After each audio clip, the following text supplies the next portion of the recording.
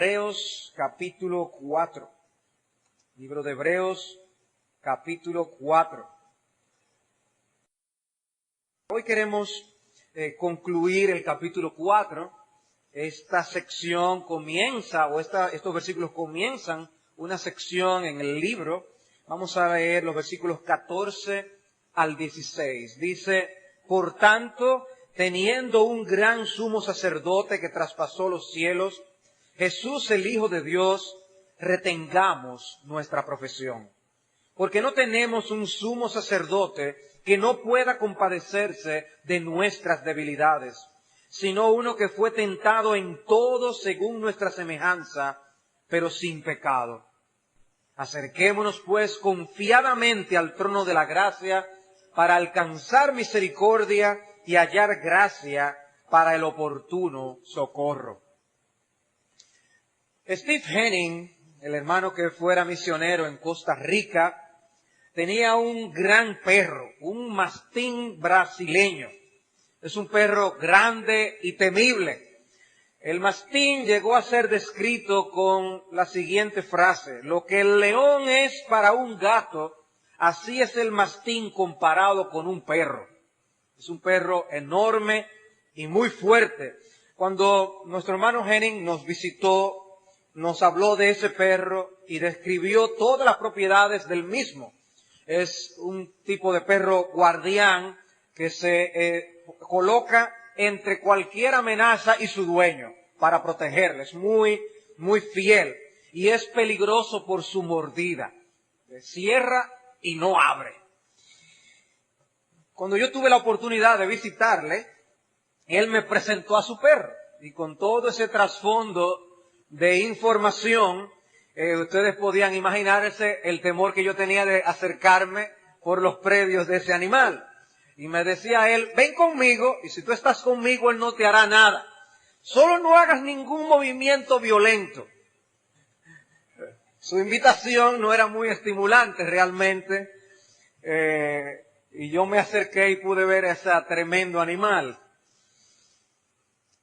Una cosa es uno ver a un león en un documental o ver un león tras las rejas, y otra muy distinta verlo en libertad. Nosotros procuramos mantener la debida distancia. Los animales salvajes, sueltos, pueden constituirse en un peligro.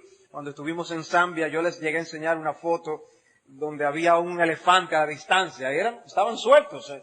Y eso era una foto de esa, apense, tírese la foto, rápido, porque uno no sabe la reacción que un animal como ese puede tener suelto. Para mí es interesante observar que nuestro Señor Jesucristo en la palabra, Él es comparado con un león. Apocalipsis 5:5 dice que Él es el león de la tribu de Judá. Y eso tiene un propósito. Así como Él es llamado el Cordero de Dios y hay una enseñanza, que Él sea llamado el león tiene también una enseñanza. Y es posiblemente la figura del león la que aparece en el Salmo 50 cuando dice, entended ahora esto, los que os olvidáis de Dios, no sea que os despedace y no haya quien os libre. Es la imagen de Dios como un león que puede deshacer a cualquiera. Y es la figura del león también la que utiliza C.S. Lewis en su libro Las Crónicas de Narnia para representar al Señor. Lo llama Aslan. Y hay un diálogo muy instructivo cuando los castores hablan de Aslan a Pedro, Susana, Edmundo y Lucía. Y dice el diálogo, ¿es un hombre?, pregunta Lucía dudando. ¿Aslan un hombre?, exclamó el castor con voz severa. Ciertamente no. Ya les dije que es el rey del bosque y es el hijo del gran emperador del más allá del mar. ¿No saben quién es el rey de los animales? Aslan es un león. El león, el gran león. Oh, exclamó Susana, pensé que era un hombre. ¿Y él, se puede confiar en él? Creo que me sentiré bastante nerviosa al conocer a un león. Así será, cariño, dijo la señora Castora. Eso es lo normal. si hay alguien que pueda presentarse ante Aslan sin que le tiemblen las rodillas, o es más valiente que nadie en el mundo, o es simplemente un tonto. Entonces es peligroso, dijo Lucía. ¿Peligroso?, dijo el castor. ¿No oyeron lo que les dijo la señora Castora? ¿Quién ha dicho algo sobre peligro? Por supuesto que es peligroso, pero es bueno. Es el rey, les aseguro. Estoy deseoso de conocerlo, dijo Pedro, aunque sienta miedo cuando llegue el momento. Nuestro Señor, un león. ¿Y quién quiere acercarse al león?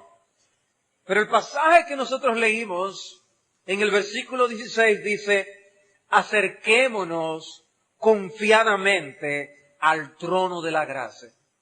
Y nos preguntamos, ¿podemos acercarnos así ante el Dios que expulsó a Adán y a Eva del huerto del Edén? Y que colocó ángeles con espadas encendidas para que ellos no regresaran. Podemos tener confianza al acercarnos al Dios que juzgó al mundo con un diluvio por la maldad de los hombres. No es Él el Dios que castigó a Usa cuando tocó el arca del pacto cuando estaba a punto de caerse. Hemos de acercarnos al Dios que ordenó al sumo sacerdote Aarón, el que podía tener acceso a su presencia en el lugar santísimo, que entrara con campanillas que sonaran todo el tiempo que él estuviera allí para no morir. Y él nos dice, acérquense, acercaos. Ese mismo Dios ahora nos invita a acercarnos. Aslan, el león de la tribu de Judá. Hemos de acercarnos al mismo Cristo que Juan vio en Apocalipsis, capítulo 1, el apóstol que recostaba su cabeza del pecho del Señor, que luego dice que cuando le vi yo caí como muerto a sus pies, en Apocalipsis 1. Acerquémonos. Juan cae como muerto y dice, acerquémonos, acerquémonos. Por eso que yo quisiera considerar esta porción de la palabra de Dios, para que apreciáramos el privilegio que nosotros tenemos de poder llegar a la presencia de Dios. Esto mismo que estamos practicando aquí ahora, el estar en la presencia de Dios. Y yo quisiera que veamos una afirmación y dos preguntas. Una afirmación y dos preguntas. La afirmación es, tenemos un gran sumo sacerdote. Tenemos un gran sumo sacerdote. Dice el versículo 14, por tanto, teniendo un gran sumo sacerdote que traspasó los cielos, Jesús, el Hijo de Dios, retengamos nuestra profesión. Gran sumo sacerdote. Cuando el Antiguo Testamento usaba la expresión gran sacerdote, que es la expresión en el original, se sabía que se estaba hablando del sumo sacerdote. Y cuando el autor de esta epístola a los hebreos usa gran sumo sacerdote, es como si él estuviera haciendo una redundancia, como si estuviera diciendo un gran sacerdote o un sumo sacerdote. Es el más grande de todos y él lo hace con propósito. Estamos frente al sumo sacerdote más grande. Ya el autor nos ha enseñado que Jesús es la revelación más excelente, que es superior a los ángeles, que Él es superior a Moisés, que Él ofrece un reposo superior. Y Él ahora comienza a tratar que Jesús es un sumo sacerdote superior a lo que había en el antiguo pacto y que Él mismo como sacrificio es superior a todos los sacrificios que se hicieron en el Antiguo Testamento, el sacrificio último o final. Y esto ocupa una gran sección del libro. Nosotros vamos a llegar hasta el capítulo 10, versículo 18, Él explicando esta función de Cristo como sumo sacerdote y cómo Él ofrece el correcto y adecuado sacrificio. De manera que no es pequeña la enseñanza a los ojos de este autor y del Espíritu que le inspiró para hablarnos del sumo sacerdocio de nuestro Señor Jesucristo. Y es muy posible que esto tuviera como razón de ser el hecho de que él hablara tan ampliamente de esto y con tanta fortaleza, el que los judíos o aquellos que estaban siendo tentados a abandonar el cristianismo para regresar al judaísmo, estuvieran diciéndoles, es que el problema es que ustedes no tienen sacerdotes. Nosotros tenemos sacerdotes, tenemos quienes nos representan ante Dios, pero ustedes no tienen quien les represente. ¿Cómo nos podemos acercar, pues, a Dios? De manera que la religión cristiana era vista sin validez, porque no tenía sumo sacerdote. Y el argumento del autor es, no solo que tenemos sumo sacerdote, sino que tenemos al más grande de los sumos sacerdotes.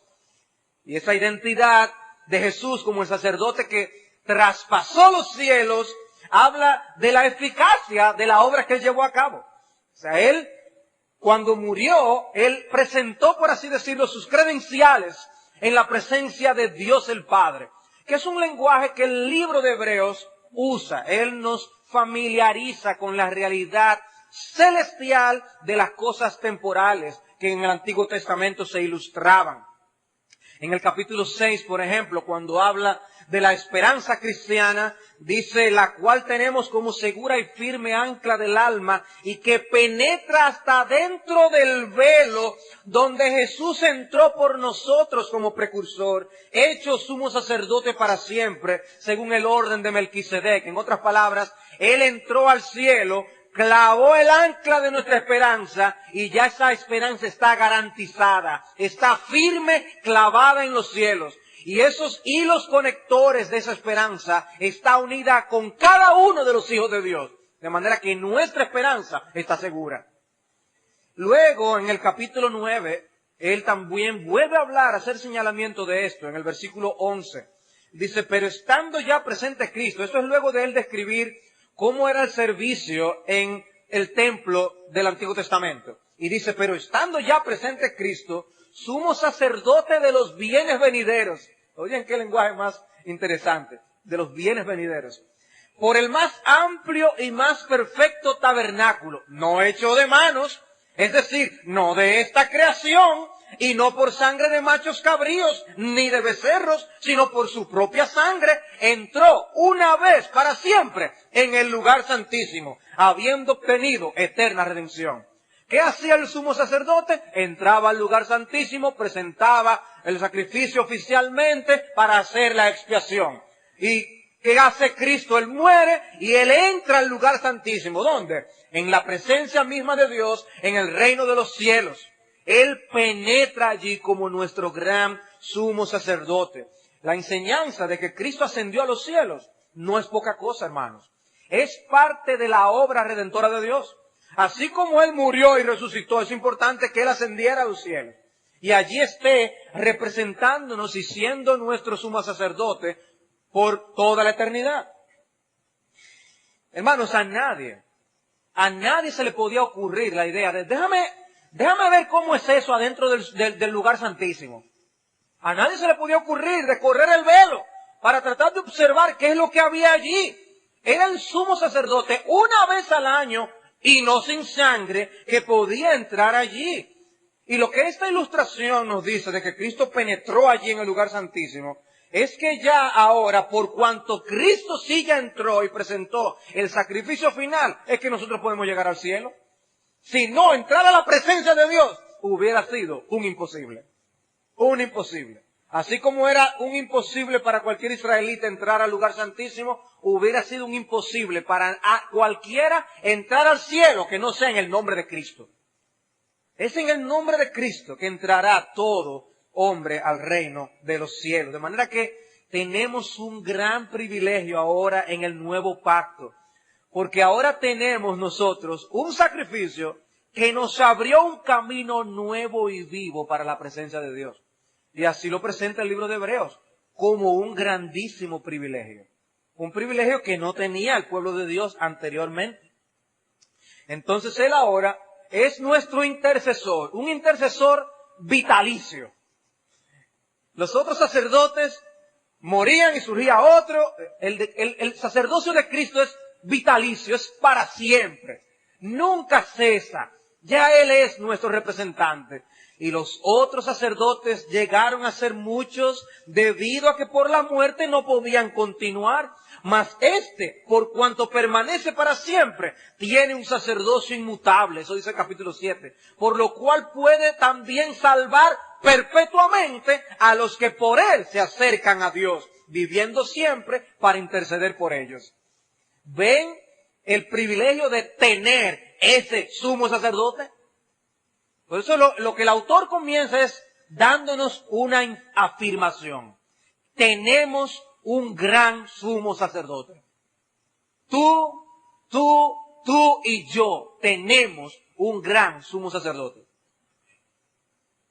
Si no entendemos el trasfondo de por qué es necesario ese sumo sacerdote, no vamos a decir amén. Oí uno y fue como medio débil. Amén. Debemos apreciar el privilegio de tener un sumo sacerdote. Pero yo espero seguir argumentando esto y que al final el amén sea un poquito más fuerte. Y yo dije que teníamos una afirmación y dos preguntas. Mi primera pregunta: ¿y qué tipo de sumo sacerdote tenemos? Tenemos un sumo sacerdote, un gran sumo sacerdote, pero ¿qué tipo de sumo sacerdote es eso? Y eso está en el versículo 15.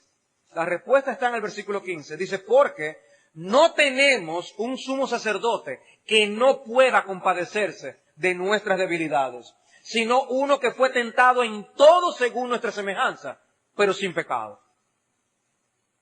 Hermanos, esto no fue escrito para confundir a los teólogos. Eso se escribió para animar a los creyentes a aferrarse a Cristo. Para eso fue que se escribió eso que está ahí. Y ahí dice, no tenemos un sumo sacerdote que no pueda compadecerse de nuestras debilidades, sino uno que fue tentado en todo según nuestra semejanza, pero sin pecado.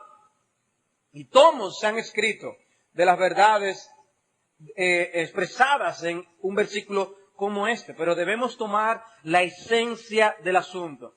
El versículo 15 comienza con un negativo doble.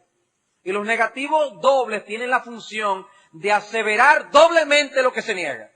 En otras palabras, cuando dice no tenemos un sumo sacerdote que no pueda compadecerse, es una forma enfática de decir, ciertamente tenemos un sumo sacerdote que se compadece. Eso es lo que está diciendo el texto. Y el punto no es mostrar que debido a su encarnación es posible que se compadezca de nosotros, sino afirmar que es imposible que no se compadezca. No es que Él puede, es que es imposible que no lo haga. Nuestro Señor se compadece de nosotros. La compasión es un atributo divino. En otras palabras, porque Dios es Dios, Él es compasivo. Para que Cristo sea compasivo, no es que era necesaria la encarnación en ese sentido. Porque Él es Dios y Él es compasivo. Ahora, como hombre, por lo que padeció, Él se compadece de nosotros con otra dimensión. ¿Ven el punto? Está diciendo, el hecho de que Él también comparta nuestra naturaleza, de que se hizo uno de nosotros, añade un elemento adicional a esa identificación que Él siente con nosotros. Hermanos, estudiar la enseñanza bíblica concerniente a la persona de Cristo tiene sus retos. Por eso aquella escuela dominical que yo impartí hace unos meses atrás sobre la cristología, la doctrina de Cristo, y que levantó algunas preguntas entre ustedes, preguntas sumamente interesantes e importantes, porque Él es la única persona con dos naturalezas al mismo tiempo, una divina y una humana. Único, es algo único y algo difícil de comprender. Sin embargo, hay cosas que la Biblia dice acerca de Cristo que nosotros necesitamos conocer. Y por eso les decía, esto que el Espíritu Santo nos dejó aquí es para que nos beneficiemos de esa enseñanza. Por ejemplo, ¿podía Cristo ser tentado? Sí. Pero antes de responder la pregunta, podemos hacer otra que nos ayude más. ¿A qué nos estamos refiriendo? ¿A Cristo como Dios o a Cristo como hombre? Porque Cristo como Dios puede ser tentado. No.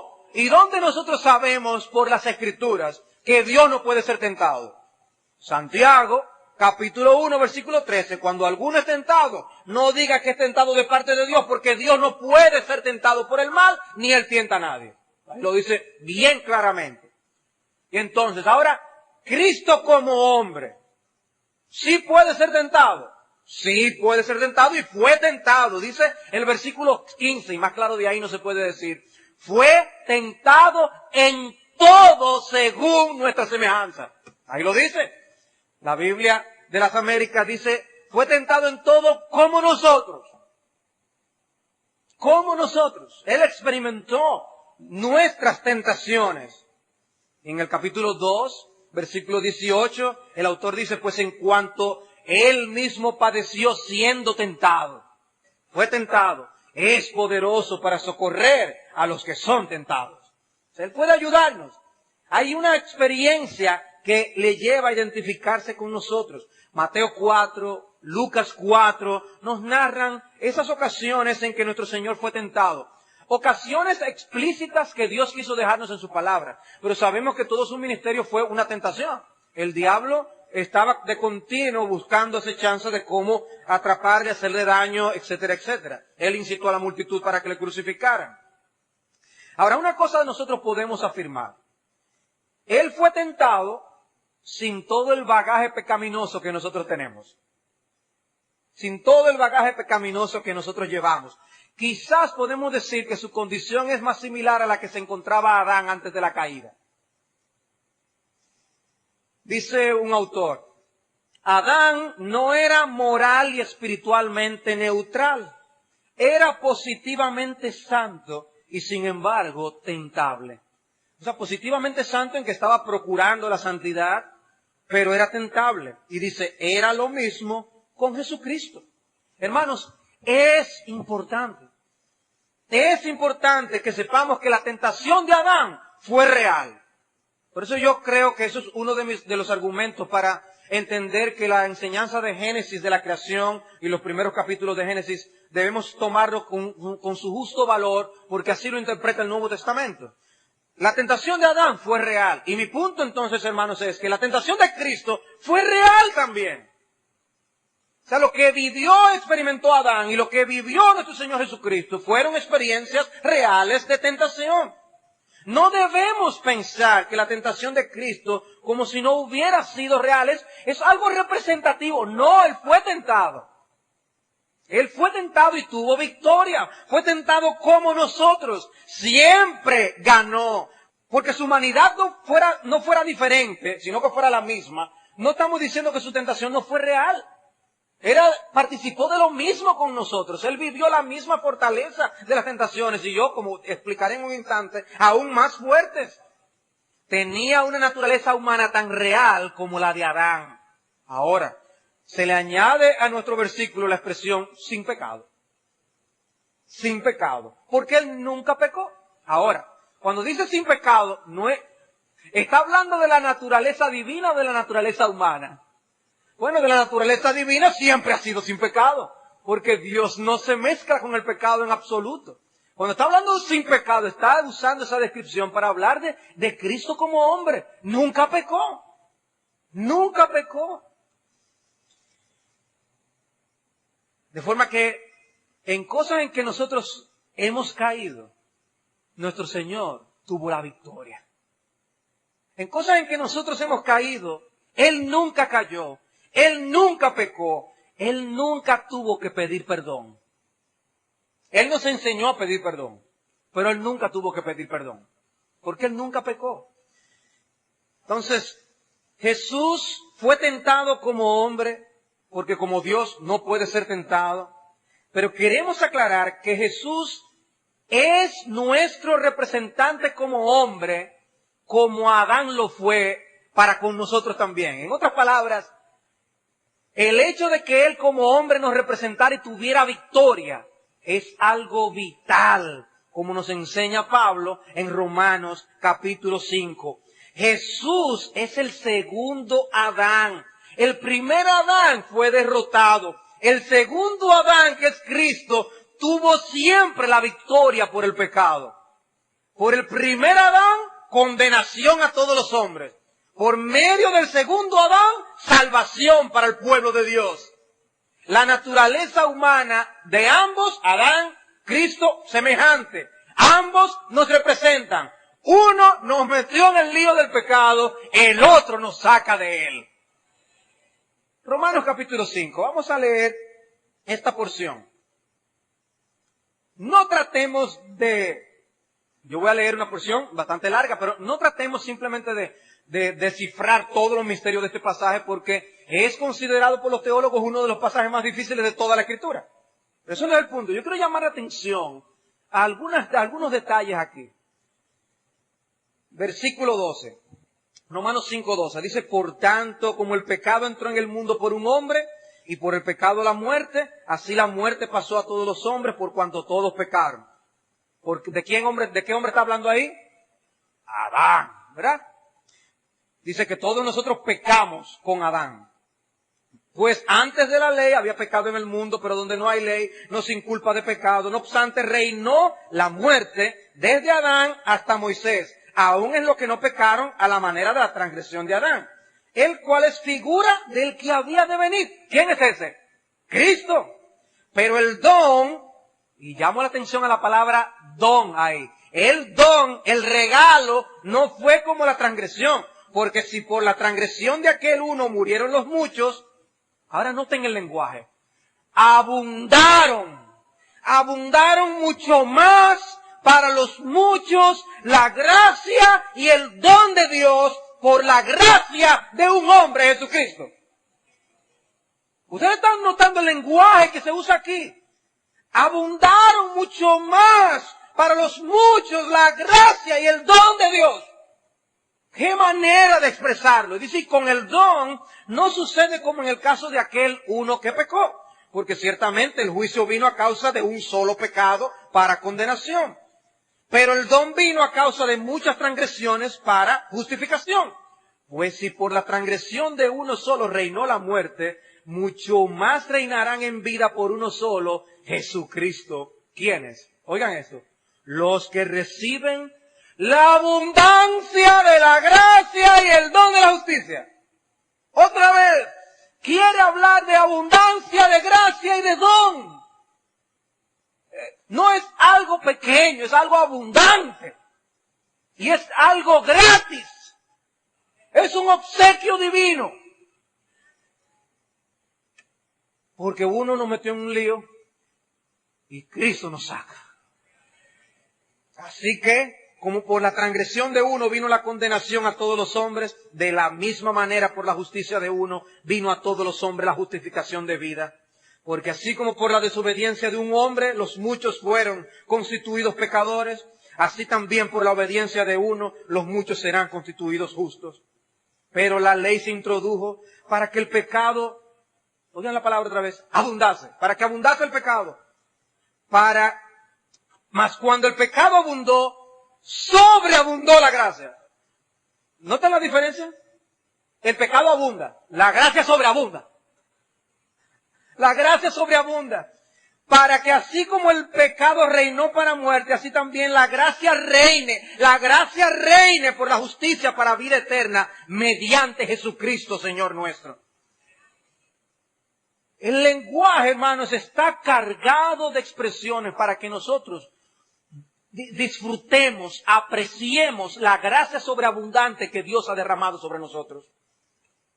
Lo que Cristo ha hecho a nuestro favor es inmensamente superior y diferente en proporción al lío en el que Adán nos metió. O sea, el lío en el que Adán nos metió es serio. Pero lo que Cristo hizo a favor nuestro es indescriptible. Eso es lo que está diciendo Pablo.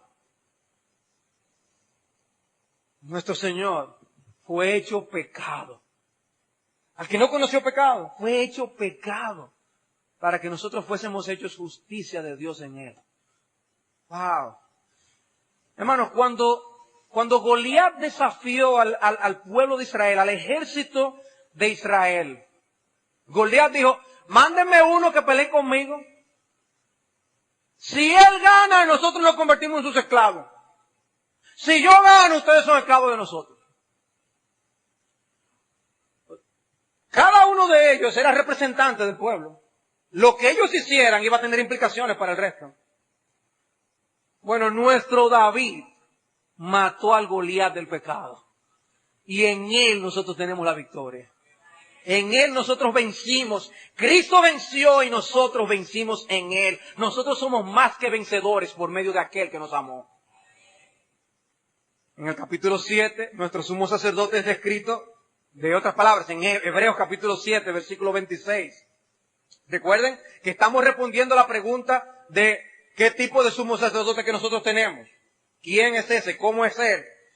Dice Hebreos 7:26, porque tal sumo sacerdote nos convenía, santo, inocente, sin mancha, apartado de los pecadores y hecho más sublime que los cielos, que no tiene necesidad cada día, como aquellos sumos sacerdotes, de ofrecer primero sacrificios por sus propios pecados y luego por los del pueblo, porque esto lo hizo una vez para siempre, ofreciéndose a sí mismo. O sea que el autor nos está ratificando que Jesús es ese Cordero Santo, sin mancha, sin tacha alguna. El Cordero perfecto para expiar todos nuestros pecados.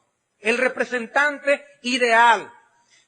Pero en el capítulo 4 de Hebreos, él está destacando la identificación compasiva de Jesús como sacerdote.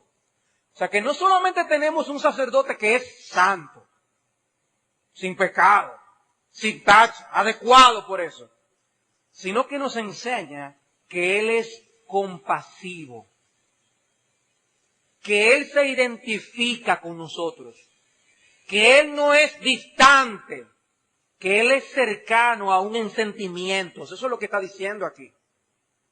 Observa lo que se dice en el capítulo 5, versículo 1, que veremos en otra ocasión, para hablar de la necesidad de que hubiera sacerdotes humanos. Y dice allí, porque todo un sumo sacerdote tomado de entre los hombres es constituido a favor de los hombres en lo que a Dios se refiere, para que presente ofrendas y sacrificios por los pecados, para que se muestre paciente con los ignorantes y los extraviados, puesto que Él también está rodeado de debilidad. Dice, es una función de un sacerdote, por causa de que Él mismo está rodeado de debilidad, ser paciente con los pecadores. Y Cristo va a ser el más paciente de todos los sacerdotes. Él se identifica perfectamente con nosotros. En el caso de nuestro Señor, ya Él ahora mismo no es débil, pero Él experimentó lo que es ser débil. Él experimentó eso. Y hermanos, uno de los errores más grandes que nosotros podemos cometer como cristianos es pensar que nuestro Dios se desentiende de nuestras aflicciones. Eso es uno de los errores más grandes. Es albergar la idea de que Jesús no nos entiende. No, Dios no me entiende a mí. No, mi hermano, Dios sí te entiende. Jesús sí te entiende. Dice un autor, es completamente desacertado imaginar que la agonía de la tentación vencida es menor que la agonía de la tentación que se vence. Porque alguno diría, no, pero Él nunca cayó. Cristo no sabe lo que es la furia de la tentación, como uno está andando en la calle ahí. Y este autor está diciendo, no. El hecho de que Él haya vencido la tentación no implica que Él enfrentó menos la tentación. Significa que Él enfrentó por más tiempo. Porque a lo mejor alguien aguanta 15 minutos la tentación. ¿Cuánto esfuerzo se demanda? A Cristo que nunca cayó. Y el diablo siguió atacándole. Sigue diciendo el autor. Por el contrario, ceder a la tentación es escapar a su total ferocidad. El diablo nunca tiene que hacer su mayor esfuerzo para asegurar nuestra caída. Basta con un poco de su poder y de su astucia, pero Cristo nunca cedió, y eso hizo necesario que el tentador incrementara la presión. Y aquí, por una única ocasión, Él tuvo que probar todo lo que sabía, usar todos los medios, cada agente, cada ocasión, subió la intensidad a un nivel espantoso, pero de todos modos, Cristo no cedió. ¡Qué victoria la de nuestro Señor! Él es nuestro representante, nuestro victorioso Salvador. ¡Qué bendición, amados hermanos! Por eso Él nos entiende. Él fue tentado en todo como nosotros. Nadie nos entiende como Él. El punto, hermano, es que tú puedes hablar con Él.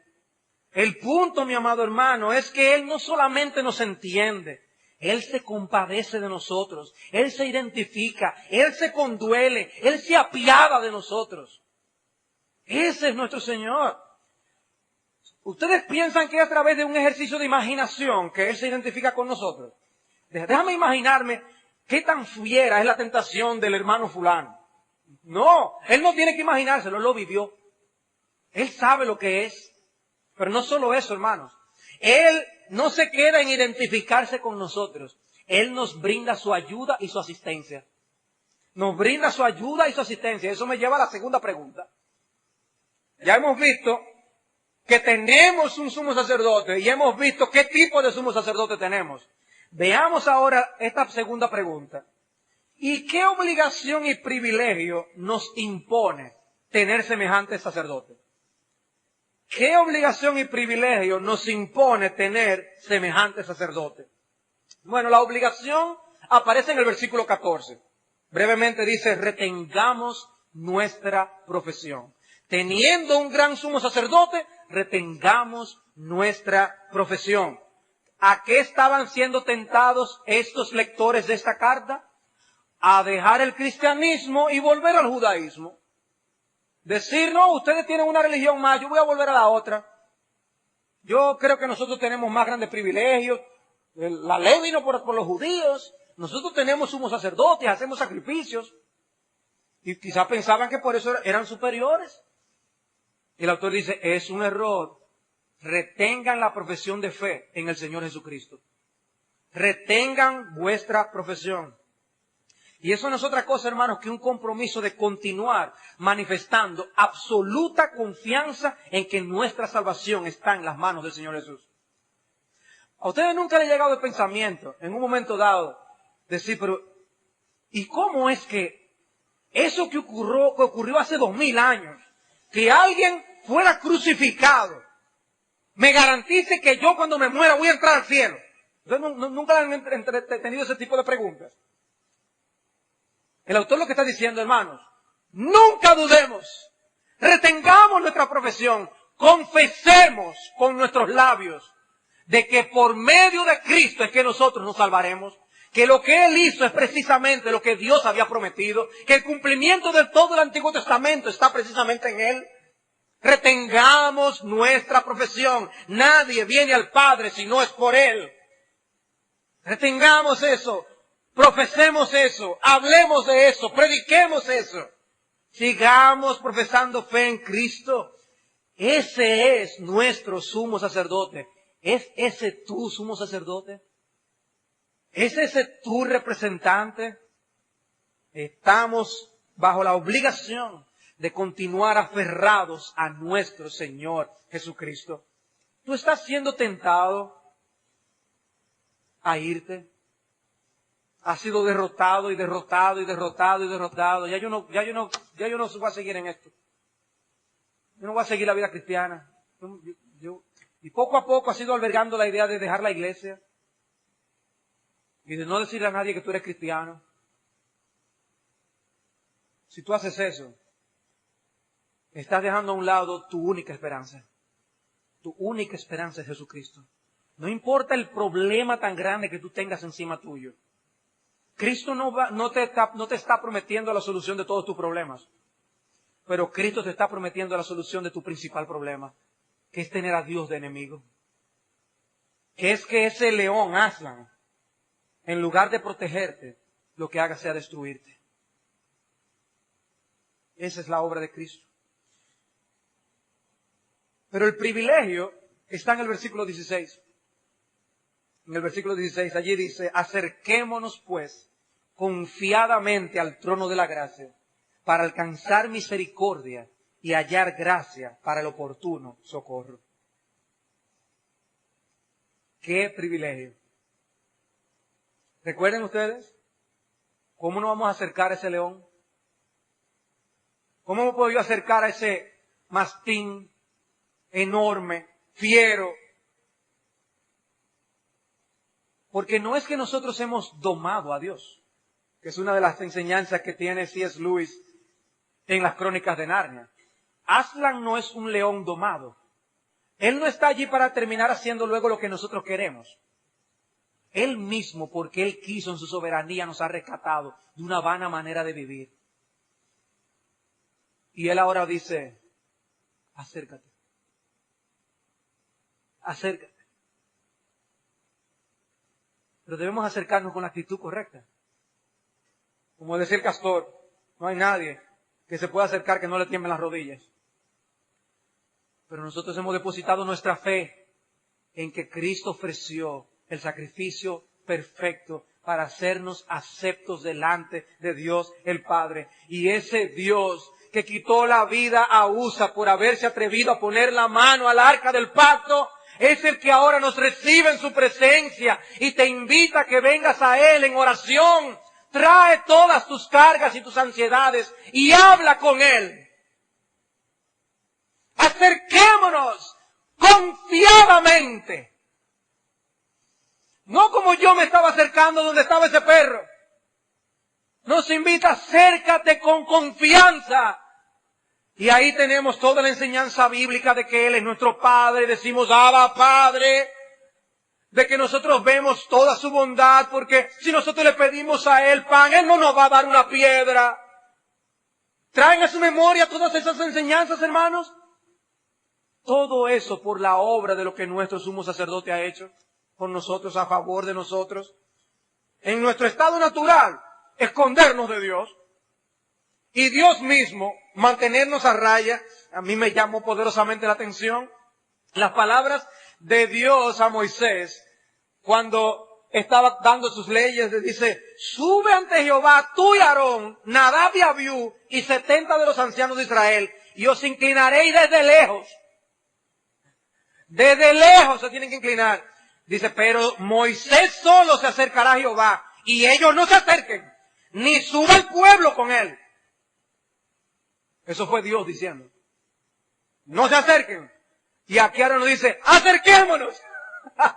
Hermanos, es impresionante el privilegio que tenemos. En Jeremías capítulo 30, versículo 21, el Señor pregunta diciendo, ¿quién es aquel que se atreve a acercarse a mí? Dice Jehová. Y ahora decimos, lo que hemos confiado en el Señor Jesucristo, eso podemos acercarnos confiadamente ante su trono de gracia. ¡Qué diferente es ahora, amados hermanos! Él nos invita a acercarnos con confianza. No es un acercamiento físico, es un acercamiento espiritual. ¿Recuerdan las palabras de Cristo a la mujer samaritana? Mujer, créeme que la hora viene cuando ni en este monte ni en Jerusalén adoraréis al Padre. Y yo diría, sí, porque es en este monte, en Jerusalén y en el mundo entero.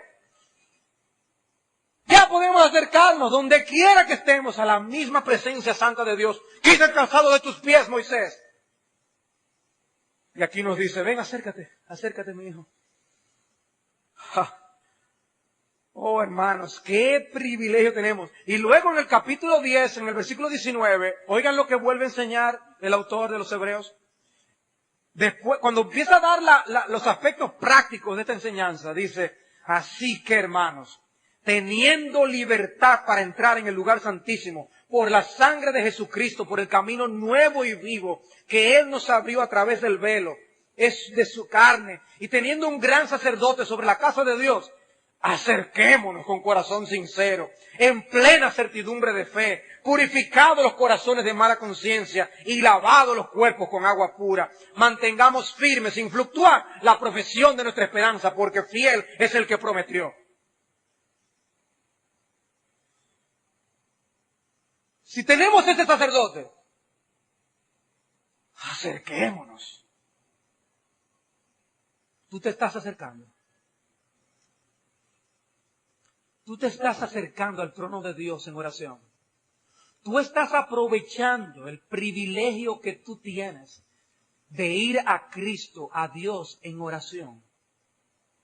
Tú estás cultivando una vida íntima de comunión con Dios a la luz de este detalle que hemos visto en el día de hoy. Tú estás orando como debieras. No, la respuesta va a ser no. Entonces, ¿con qué ánimo debemos nosotros salir de aquí hoy? Mi oración a Dios es que de este mensaje salgan más oraciones hacia la presencia de Dios. Que de este mensaje hayan mejores actitudes de oración en nuestras vidas. Que de este mensaje nosotros sepamos aprovechar oportunidades desperdiciadas para elevar oraciones a la presencia de Dios. Que de este mensaje nuestros hogares invoquen más el nombre del Señor. Que de este mensaje nuestros cultos de oración sean más significativos y nuestra dependencia de Dios más real. Acerquémonos confiadamente. Usa este privilegio. Aprovecha esta oportunidad. Dice la Escritura, Noé halló gracia. Lo que el autor de Hebreos está haciendo es tomando prestado este tipo de lenguaje, porque la gracia se halla. Cuando dice, óyeme, hallé gracia ante los ojos de mi jefe. ¿Te han oído esa expresión, verdad? El favor se halla. Nosotros hemos hallado favor delante de Dios. Misericordia. No Noé nada más. No Enoc. No Abraham. Todo el pueblo de Dios ha hallado gracia ante los ojos del Señor. Y tú debes ir más a su presencia. Como resultado de eso, un trono de misericordia. Él entiende el lío en el que tú te has metido. Él entiende todas las corrupciones y la maldad de tu corazón. Él sabe lo que tú has hecho y lo que tú harás por Él. Cristo por eso le dijo a Pedro, tú me vas a negar. Pero no lo desechó. Tuvo misericordia de Pedro como tiene misericordia de nosotros, porque es un trono de gracia y de misericordia. Y Él nos muestra esa compasión y Él viene en nuestra asistencia y Él se acerca a nosotros cuando nosotros nos acercamos a Él. Él nos recibe, se identifica con nosotros, Él nos perdona y nos ayuda. Ese es nuestro Salvador, ese es nuestro sumo sacerdote. No escondas tus debilidades, háblalo con Él, Él la conoce de todas maneras. Tú no estás informándole de cosas, Él lo sabe. Háblale de tu descontento, confiésale tus amarguras, exprésale tus enojos, pídele que Él tenga misericordia de ti. Y hermanos, ¿alguna vez tú has pensado que la ayuda de Dios llegó demasiado tarde? Dice, no, que es una gracia y una misericordia que llega en el momento oportuno. Siempre en el momento oportuno, ni un segundo más ni un segundo menos. Así llega la ayuda de nuestro Dios. Nunca tarde, nunca ninguna situación tuya es insignificante para Él. Él lo siente como si fuera Él mismo. Su trono nunca está cerrado, abierto 24 horas. Ese es nuestro Señor, el trono de gracia que nosotros tenemos. En todo momento, hermano, te despertaste a medianoche, eleva la oración a Dios. Te encontraste con el tapón, eleva la oración a Dios. Oh, que nosotros podamos usar más de este privilegio. Pero para otros que no están en Cristo,